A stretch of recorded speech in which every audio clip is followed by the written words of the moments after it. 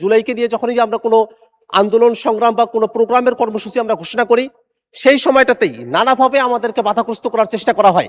যে এর সাথে যদি কেউ জড়িত থাকে তার বিরুদ্ধে আইনিভাবে যতটা পদক্ষেপ নেওয়া সম্ভব, স্বচ্ছতার সাথে ততটা কঠোর পদক্ষেপই সরকার নেবেন।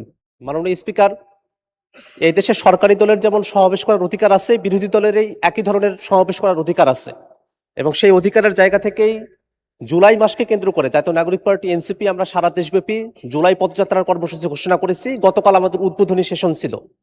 গতকাল রাতের বেলা আমাদের মাননীয় বিরোধী দলীয় চিফ হুইপ জনাব নাহিদ ইসলাম এমপি, আমি সহ আমাদের কেন্দ্রীয় নেতৃবৃন্দ আমরা সাভারে গিয়েছিলাম, একটা সমাবেশে উপস্থিত হয়েছিলাম। অত্যন্ত দুর্ভাগ্যের বিষয়ে আমরা স্টেজে ওঠার আগেই সেখানে বিদ্যুতের লাইন কেটে দেওয়া হয়, সেখানে বিদ্যুৎ আর থাকে না। আমরা বিদ্যুতের জন্য যোগাযোগ করেছিলাম, কিন্তু কোনোভাবেই যোগাযোগ করে আমরা সমর্থ হয়ে উঠতে পারি নাই।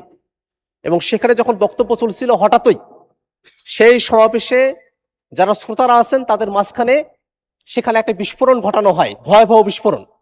এবং সেই বিস্ফোরণে অনেকেই হতাহত হন, রক্তাক্ত হন, সেখানে রক্ত ছড়িয়ে পড়ে এবং তারপরে সেখানে ধোঁয়া উঠে যায় এবং আমাদের ওখানে যারা শ্রোতারা ছিলেন তারা ছত্রভঙ্গ হয়ে পড়েন। আমরা সমাবেশ সংক্ষিপ্ত করে আমরা থানায় গিয়েছিলাম। মাননীয় স্পিকার, আমরা যখন বিরোধী দলে আমরা যারা আছি, এই সমাবেশ করার অধিকার সংবিধান আমাদেরকে দিয়েছে, এটা গণতান্ত্রিক অধিকার। সেই সমাবেশের সময়টাতে কেন বিদ্যুৎ থাকবে না, বিদ্যুৎ কেন নিয়ে যাওয়া হলো, সেই বিষয়টাতে আমরা সরকারি দলের কাছে আমরা একটা জবাব দিতে চাই মাননীয় স্পিকার। পাশাপাশি আমরা যখনই জুলাইকে নিয়ে কোনো প্রসঙ্গ নিয়ে আসি, জুলাইকে নিয়ে যখনই আমরা কোনো আন্দোলন সংগ্রাম বা কোনো প্রোগ্রামের কর্মসূচি আমরা ঘোষণা করি, সেই সময়টাতেই নানাভাবে আমাদেরকে বাধাগ্রস্ত করার চেষ্টা করা হয়। যারা জুলাইয়ের পতিত শক্তি আছে তারা নানাভাবে আমাদেরকে বাধাগ্রস্ত করে। এর আগেও আমাদের অফিসের সামনেও ককটেল বিস্ফোরণ ঘটানো হয়েছিল। গতকাল যে বিস্ফোরণ ঘটানো হয়েছে সেখানে বিরোধী দলীয় চিফ হুইপ উপস্থিত ছিলেন, আমি নিজে উপস্থিত ছিলাম, আরো নেতৃবৃন্দ উপস্থিত ছিলেন। ভয়াবহ ক্ষতির মধ্যে আমরা পড়তে পারতাম।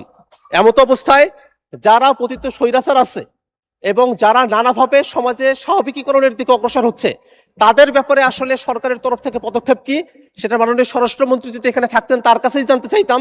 কিন্তু যেহেতু মাননীয় স্বরাষ্ট্রমন্ত্রী এখানে উপস্থিত নেই, এই কারণে আপনার মাধ্যমে সরকারের কাছ থেকে আমরা জানতে চাই যে কেন বিদ্যুতের লাইন বন্ধ থাকলো সেই সময়টাতে, এবং এই যে বিভিন্ন জায়গায় দুষ্কৃতিকারী যারা আছে, এই অপরাধীরা এবং বিস্ফোরণকারীরা যে বিস্ফোরণ ঘটানোর সুযোগ পাচ্ছে, তাদের বিপক্ষে আইনগত কোনো ব্যবস্থা গ্রহণ করা হবে কিনা এবং আমাদের নির্বিঘ্ন সভা সমাবেশ করার অধিকার নিশ্চিত করা হবে কিনা, সেটা আপনার মাধ্যমে এই সংসদের কাছ থেকে আমরা জানতে চাই মাননীয় স্পিকার। আপনাকে ধন্যবাদ। ধন্যবাদ মাননীয় সদস্য। আপনি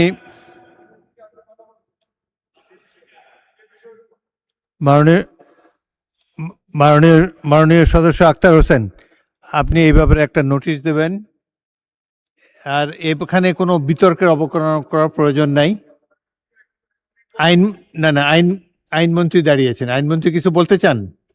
এটা তো স্বরাষ্ট্রমন্ত্রীর বিষয়, উনি দেশে নাই। আইনমন্ত্রী বলতে চান? আচ্ছা বলুন। স্বরাষ্ট্রমন্ত্রী নাই, আপনি কিভাবে বলবেন? আইন তো ভালোই আছে। মাননীয় স্পিকার, আপনাকে ধন্যবাদ। স্বরাষ্ট্রমন্ত্রী উপস্থিত নাই, ওনার পক্ষেই আমি কিছু কথা বলতে চাচ্ছি।